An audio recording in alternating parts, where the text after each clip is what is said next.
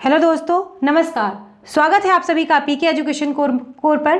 पिछले वाले वीडियो में मैंने संसद में किस तरीके से मतदान होता है या किस तरीके से कोई विधेयक कानून का रूप लेता है उसके बारे में मैंने पूरा डिटेल में बताया हुआ है। जिन लोगों ने पुराने वीडियो को नहीं देखा है उसका लिंक डिस्क्रिप्शन में दिया हुआ है, आप उसे वहां के जाकर देख सकते हैं, या फिर आप डायरेक्ट पीके एजुकेशन कोर टाइप करेंगे विदाउट किसी स्पेस के तो भी आप जाकर प्लेलिस्ट में देख सकते हैं। तो चलिए बिना देर किए हुए शुरू करते हैं धन विधेयक के बारे में। ये काफ़ी इंपॉर्टेंट है और एग्जाम में यहाँ से बहुत बार क्वेश्चन पूछे जाते हैं, चाहे यूपीएससी हो, यूपीपीएससी हो, कोई सा भी एग्जाम हो, ये यहाँ पर सभी के लिए बहुत ज़्यादा उपयोगी है।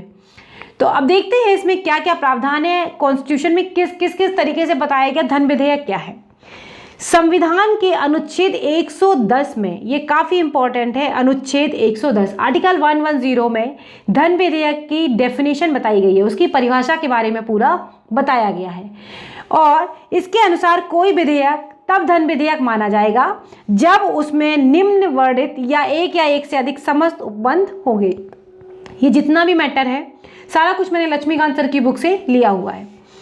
किसी कर का अधिरोपण, उत्साधन मतलब समाप्त करना, परिहार, परिवर्तन करना या उसे विनियमन करना, ये सारी की सारी चीज़ें क्या है, रेगुलेशन करना, मतलब जो भी है इनके तरीके से। और केंद्रीय सरकार द्वारा उधार लिए गए धन का विनियमन, जो उधार लिया गया धन है उसका रेगुलेशन करना, और भारत की संचित निधि या फिर आकस्मिकता निधि की अभिरक्षा ऐसी किसी निधि में धन जमा करना या उससे धन निकालना। मतलब आपको बात समझ में आ रही कि धन विधेयक जो है वो इन सारी चीज़ों से संबंधित है, इसको मनी बिल भी कहते हैं। तो ये सब कुछ इसका जो मैटर होता है वो पैसे से संबंधित होता है और इसका निर्णय भी लोकसभा का अध्यक्ष देता है कि कौन सा बिल, जो कौन सा विधेयक धन विधेयक है, इसका अंतिम निर्णय किसका होता है, लोकसभा के अध्यक्ष का ही होता है। ये भी एग्जाम में कई बार पूछा गया है। भारत की संचित निधि से धन का विनियोग करना, मतलब धन को निकालना या उसका उपयोग करना। भारत की संचित निधि पर भारत किसी व्यय की उद्घोषणा या इस प्रकार के किसी व्यय की राशि की वृद्धि करना। जो भारत संचित की जो संसद की जो भारत की जो संचित निधि है उसमें जितने भी पैसे, मतलब सरकारी पैसे का जो लेखा जोखा होता है उसमें किसी तरीके की बढ़ाना कि इससे और धन निकाला जाएगा या फिर किसी राशि में और बढ़ोतरी करना, उसके बारे में भी सारा कुछ किससे संबंधित है, धन विधेयक से। भारत की संचित निधि या लोक लेखे में किसी प्रकार के धन की प्राप्ति या अभिरक्षा या इससे व्यय का या इनका केंद्र राज्य की निधियों का उल्लेख का परीक्षण या फिर उपरोक्त जितनी भी चीजें बताई गई है किसी विषय का आनुषंगिक कोई भी विषय, मतलब इस तरीके का और भी कोई विषय हो सकता है। कोई विधेयक केवल इतने ही कारणों से धन विधेयक नहीं माना जाएगा, उसमें और भी क्या क्या प्रावधान होंगे। जुर्माना या अन्य धनीय शास्त्रियों या का अधिरोपण करता है ये, या अनुज्ञप्तियों के लिए फीसों या की गई सेवाओं के लिए फीसों की मांग करता है। किसी स्थानीय प्राधिकारी या निकाय द्वारा स्थानीय प्रयोजनों के लिए किसी कर के अधिरोपण, उत्साधन, परिहार, परिवर्तन या फिर विनियमन का उपबंध करता है। तो उत्साधन जैसे इसका मतलब है कि समाप्त कर देना, नष्ट कर देना उस चीज़ को, और अधिरोपण का मतलब आपको समझ में ही आ रहा है। तो इन चीज़ों को किस तरीके से जितने भी पॉइंट्स इससे संबंधित होंगे वो सारे के सारे धन विधेयक में इन चीज़ों को माना जाता है। धन विधेयक के संबंध में लोकसभा का जो अध्यक्ष होता है उसी का निर्णय अंतिम होता है, जैसा कि मैंने आपको बताया है। ये एक तरीके का प्रश्न ही मान लीजिए, कई बार एग्जाम में यहाँ से पूछा जाता है। उसके निर्णय को किसी न्यायालय, संसद या राष्ट्रपति द्वारा चुनौती नहीं दी जा सकती है। जब धन विधेयक राज्यसभा एवं राष्ट्रपति के पास स्वीकृति हेतु भेजा जाता है तो लोकसभा अध्यक्ष इसे धन विधेयक के रूप में प्रस्थांकन करता है, बताता है कि ये कौन सा विधेयक है, धन विधेयक है। ताकि क्योंकि ये लोकसभा में प्रस्तुति राष्ट्रपति की सहमति से किया जाता है, पूर्व अनुमति लेनी होती है, तो जाहिर सी बात है जब बन के जाएगा विधेयक तो राष्ट्रपति इसे पारित करेगा। और एक चीज़ और भी इसमें बहुत महत्वपूर्ण है, राज्यसभा की शक्तियाँ धन विधेयक के संबंध में कम है और लोकसभा के पास ज़्यादा है। देखते हैं अभी कैसे। संविधान में संसद द्वारा धन विधेयक को पारित करने में के संबंध में एक विशेष प्रक्रिया विहित है, मतलब बताई गई है। धन विधेयक केवल लोकसभा में केवल राष्ट्रपति की सिफारिश से ही प्रस्तुत किया जाता है। कई बार एग्जाम में पूछा जाता है, आपको 4 ऑप्शन दे देंगे और पूछेंगे क्या धन विधेयक को राज्यसभा में प्रस्तुत किया जा सकता है, तो नहीं किया जा सकता है। यह शब्द लग गया केवल लोकसभा में, और वो भी केवल राष्ट्रपति की सिफारिश से ही प्रस्तुत किया जा सकता है। इस प्रकार के प्रत्येक विधेयक को सरकारी विधेयक माना जाता है तथा इसे केवल मंत्री ही प्रस्तुत कर सकते हैं। इसे कोई गैर सरकारी सदस्य प्रस्तुत नहीं कर सकता है, इसे केवल मंत्री ही प्रस्तुत करेंगे। लोकसभा में पारित होने के बाद इसे राज्यसभा में विचारार्थ के लिए भेज दिया जाता है। राज्यसभा के पास धन विधेयक के उपबंध में प्रतिबंधित शक्तियां हैं। मैंने बताया कि राज्यसभा के पास शक्तियां लिमिटेड हैं। धन विधेयक को अस्वीकृत या संशोधित नहीं कर सकती है, ना तो इसे अस्वीकृत करेगी और ना ही इसे संशोधित करेगी। यह केवल सिफारिश कर सकती है कि क्या इसमें सुधार हो सकता है, इसमें केवल सिफारिश ही वो दे सकती है। 14 दिन के भीतर उसे इसे स्वीकृति देनी होती है, अन्यथा वो क्या होगा, राज्यसभा द्वारा पारित मान लिया जाएगा।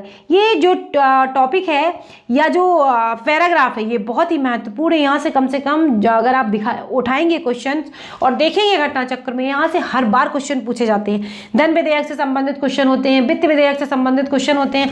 धन विधेयक में किसका निर्णय मान्य होता है, धन विधेयक में राज्यसभा के पास क्या क्या शक्तियां हैं, धन विधेयक में राष्ट्रपति के पास क्या शक्ति है, लोकसभा के पास क्या शक्ति है, ये सारे के सारे क्वेश्चन यहीं से बनते हैं।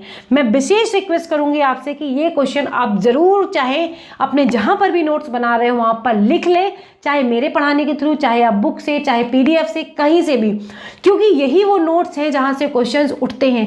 ये ऐसा नहीं कि आप इन क्वेश्चंस को पढ़ के वैसे ही आपको याद नहीं रहेंगे, लेकिन एग्जाम में अगर आप अपने नोट्स के थ्रू बना के पढ़ेंगे तो ये गलत होने के चांसेस बिल्कुल 0 हो जाते हैं, जो आपको बहुत ज़्यादा फायदा देते हैं। लोकसभा के लिए यह आवश्यक नहीं होता है कि वह राज्यसभा की सिफारिशों को भी स्वीकार करे। आपको समझ में आ गया कि राज्यसभा में सिर्फ एक औपचारिकता निभाने के लिए भेजा जाता है ये विधेयक, बाकी राज्यसभा इसमें कुछ नहीं कर सकता है। जरूरी नहीं कि उसकी सिफारिशों को भी माना जाए, संशोधन तो कर ही नहीं सकती है। तो इतनी सारी चीजें जब इस पे पहली रिस्ट्रिक्शन है, लोकसभा इस मामले में बहुत ज्यादा महत्वपूर्ण है। तो लोकसभा में ये विधेयक प्रस्तुत किया जाता है। यदि लोकसभा किसी प्रकार की सिफारिश को मान लेती है तो फिर इस संशोधन विधेयक को दोनों सदनों द्वारा संयुक्त रूप से पारित समझ लिया जाता है। लेकिन यदि लोकसभा किसी प्रकार की सिफारिश को नहीं मानती है तो फिर इसे मूल रूप में दोनों सदनों द्वारा संयुक्त रूप से पारित समझा जाता है। तो भी इसे पूरी तरीके से क्या होगा, इसे मूल रूप को पूरा पारित समझ लिया जाएगा बिना किसी संशोधन के। यदि राज्यसभा इस विधेयक को 14 दिन तक वापस नहीं करती है तो वह दोनों सदनों द्वारा पारित समझ लिया जाता है। धन विधेयक के संबंध में राज्यसभा की शक्ति काफी सीमित है। दूसरी ओर साधारण विधेयकों के मामले में दोनों सदनों को समान शक्ति प्रदान की गई है, लेकिन धन विधेयक के मामले में लोकसभा के पास शक्ति ज्यादा है।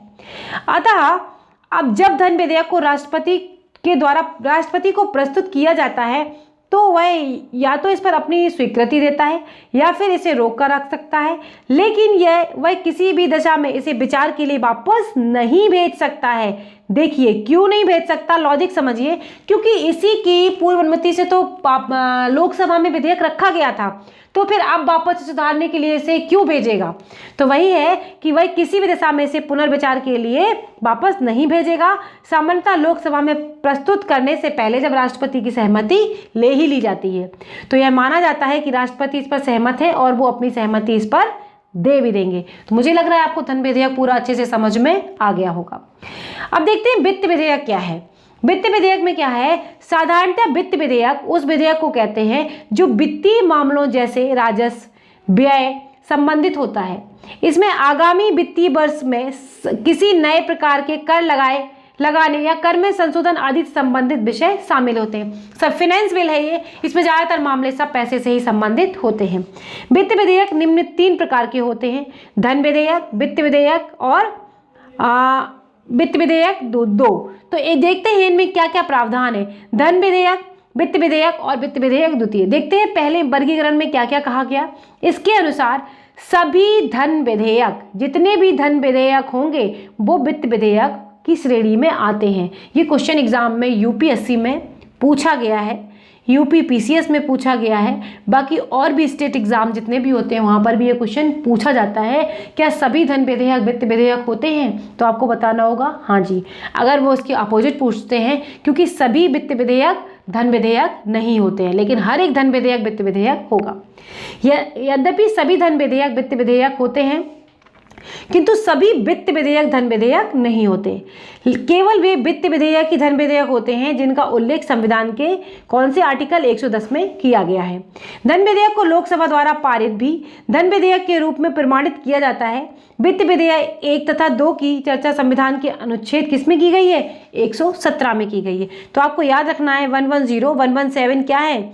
ये आर्टिकल ऐसे हैं जो वित्त विधेयक और धन विधेयक से संबंधित हैं। अब देखते हैं वित्त विधेयक पहले में क्या कहा जा रहा है। वह विधेयक होता है जिसमें अनुच्छेद 110 में उल्लिखित सभी मामले आते हैं। इसमें 110 आर्टिकल में जो भी मामले हैं वो सभी इसमें आएंगे। इसके अलावा अन्य मामले जैसे आय के मामले भी हो गए। एक विधेयक जिसमें ऋण संबंधी खंड हो लेकिन विशिष्ट ऋण से संबंधित हो, विधेयक क्या कहलाएगा? 2 रूपों में धन विधेयक के ये समान होता है। कैसे? दोनों लोकसभा में पेश किए जाते हैं, दोनों राष्ट्रपति की सहमति के बाद ही पेश किए जाते हैं।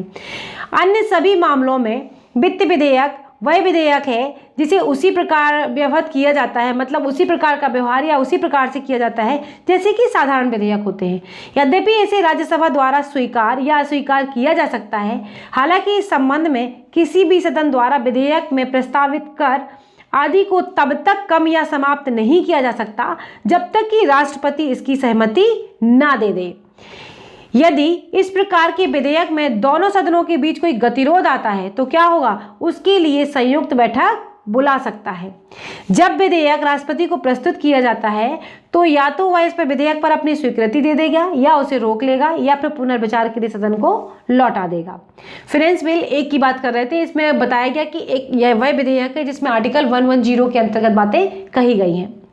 अब देखते हैं वित्त विधेयक द्वितीय में क्या है। ये ऐसा विधेयक है जिसमें भारत की संचित निधि पर भारित व्यय संबंधी उपबंध होते हैं, लेकिन इनमें कोई भी मामला वो नहीं होता जिसका उल्लेख 110 आर्टिकल में किया गया है। तो विधेयक जो पहला वाला है वो लगभग धन विधेयक ही है। इसे साधारण विधेयक की तरह प्रयोग किया जाता है तथा इसके लिए वही प्रक्रिया अपनाई जाती है जो साधारणतया विधेयक के लिए अपनाई जाती है। इस विधेयक की एकमात्र प्रमुख विशेषता यही है कि सदन के किसी भी सदन द्वारा इसे तब तक पारित नहीं किया जा सकता जब तक कि राष्ट्रपति सदन को ऐसा करने की अनुशंसा ना दे दें, तब तक ये पारित नहीं माना जाएगा।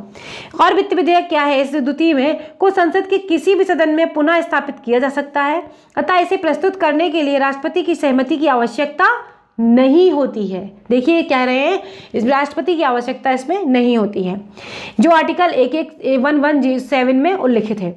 दोनों ही सदन इसे स्वीकार या अस्वीकार कर सकते हैं। यदि इस प्रकार के विधेयक में दोनों सदनों के बीच कोई भी गतिरोध अगर आता है तो क्या करेगा? राष्ट्रपति दोनों सदनों के गतिरोध को समाप्त करने के लिए संयुक्त बैठक बुला सकते हैं। क्या करेंगे? वो संयुक्त बैठक बुला लेंगे। जब विधेयक राष्ट्रपति को प्रस्तुत किया जाएगा तो वह विधेयक को अपनी स्वीकृति दे सकता है, रोक सकता है या पुनर्विचार के लिए वापस कर सकता है। राष्ट्रपति के पास यही शक्तियां हैं जो बार बार बताई जा रही हैं कि वो विधेयक को या तो रोक सकते हैं या फिर उसे अपनी स्वीकृति दे सकते हैं या फिर उसे पुनर्विचार के लिए लौटा सकते हैं। तो ये पूरा वीडियो था। मुझे लगता है धन विधेयक और वित्त विधेयक आपको अच्छे से समझ में आया होगा। अगर नहीं आया है तो प्लीज़ कमेंट बॉक्स में अवश्य बताएं। वीडियो आपको कैसा लगा ये भी बताएं। अगले वीडियो में फिर मिलेंगे, तब तक के लिए बाय बाय दोस्तों। अगर वीडियो अच्छा लगा है तो लाइक कर देना, शेयर कर देना, चैनल को सब्सक्राइब कर देना। अगले वीडियो में फिर मिलेंगे। बाय बाय दोस्तों।